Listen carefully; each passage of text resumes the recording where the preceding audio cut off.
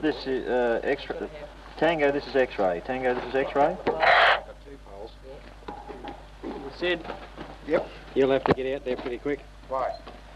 Bruce is changing course. Sierra, this is Sierra, this is X-ray. Sierra, this is X-ray. It's just an hour. Yeah. We are hearing you loud and clear on the UHF set. Over.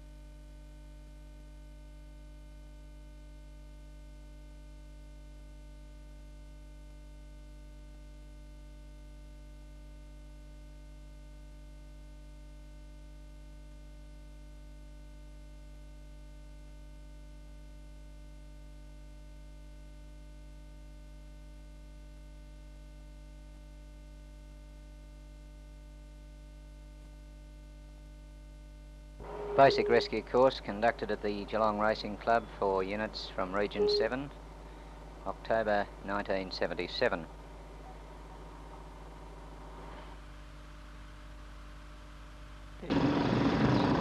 Huh? Yeah, that's right. Yeah, that's right. Yeah. So, This way, that's right. yeah. What's that, Graham? They're doing it an odd way, a different way to the way I'm showing it. So I'm showing there's another way to do it. I know the other way. Yeah. I'm going this way. The lower point over, fold underneath, and the last one over the top. What's that? Oh, lovely. Like that? What was that? Reassure the patient. Tell him there's nothing really wrong. He's only got 2 broken arms, 4 smashed ribs, 3 toes cut off, but apart from that, he's in pretty good shape. I'll show regardless, madam. Right, the next step is to take this over and tuck it under his knees, that side. Number 1, Lucy. Yeah, Number it's 2, white on. forward, hold forward. That's right. Doesn't sort of pull very well. But if anything goes wrong, you've got a bit of break in there. Yeah. What you can use and what you can't use. The next 2 things we do will be a shear legs and a tripod. Front on into the stretcher, hand over hand method, not wrapped around your hand at all, hand over hand. Now if you just give the order to raise the stretcher. And raise. Now you'll be somewhere near the Stand up, stop. Now you have a look at the situation now, see whether that ladder's in fact long enough. What do you think, is it long enough? The V-board has to be lifted. So now it's the time to lift it while it's in the vertical position. Peter has placed the hammer through the D to the stretcher, and that will make it slide down the ladder strings easier.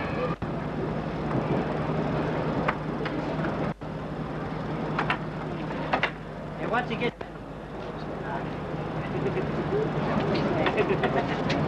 Right, she's down. Those guy lines with an additional safety line. Go for main line break. Okay, that's fairly good.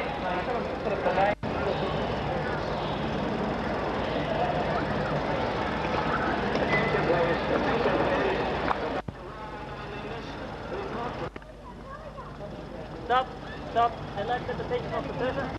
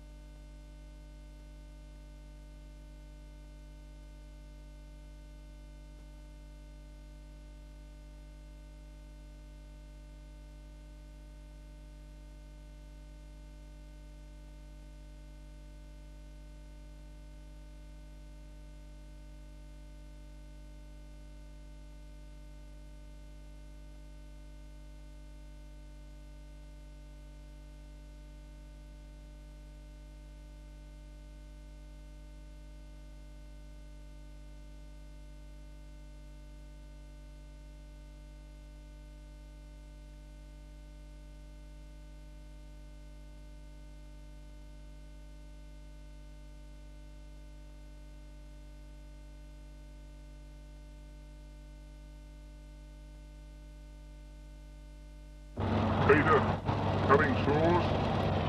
Paper saws, turpers, snatch blocks, hand winches, ropes, whiting equipment, pumping equipment, quarter towers, whiting, air boilers, first aid equipment, firefighting equipment, hand tools, wooden blocks, more hand tools, witches' hats. Yeah, a couple of spare grub nuts, a couple of spare planks. It's going to be bloody embarrassing if the nut drops out whilst in the dark. While you're trying to know why. So put some spares in your tools, and not the spare Allen key. What's going on? The rescue team are sitting there playing with themselves over by the vehicle, are they? What do you reckon they got to do? While the leader is going doing something, they don't have to be given orders, do they? They train together, their actions are predictable, they all know their jobs, and what's the first thing got to happen, do you reckon, for the team to do? One of the team?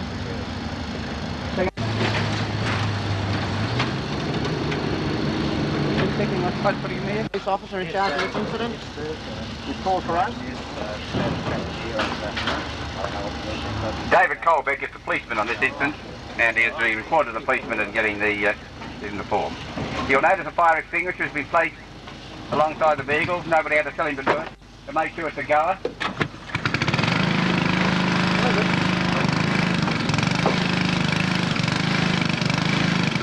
Team are now getting the equipment out so that it can be used if necessary. The battery's been disconnected, the ignition switched off, it was on. Now you notice also somebody's got in the back and is covering the victim with a blanket. It's preferably a fireproof blanket if you've got one, but it's not certainly covering with something which will give you immediate protection if you get a burst of flame and if you start using...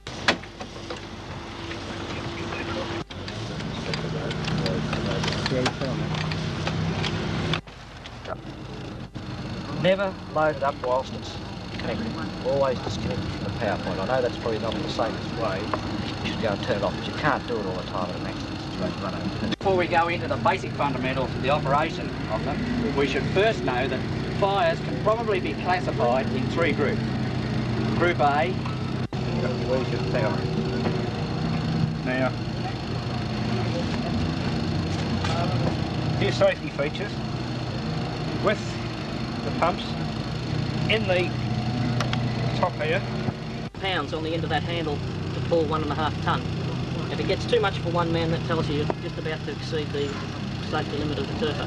Don't put two blokes. Whole pass will be either 2 or 3 together. Therefore you can't use it, so you've got to use the 3 channels.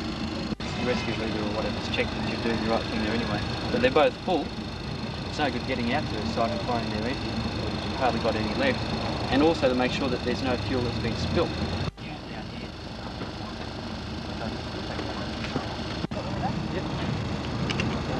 Didn't even know Rev it up sometimes, you'll find that when you rev it up and the disc is running and you rev it hard, it'll get that action on you. Just be very careful when you do that, because if you've got somebody close to you, they could sort of rev behind the whip on you. We have here a simulated accident, a head-on side swipe with a person critically injured behind the steering column and feet jammed in behind the clutch and brake pedals. We're going to effect an entry using the necessary gear in a safe and expedient manner to get this person out of here without escalating injury or the incident. The movements will be done with safety. After the assessment has been made, we'll get this person out and, assisted by the ambulance officer, we'll place her on the stretcher and take her away to specialist hospital care. He's in. That's good.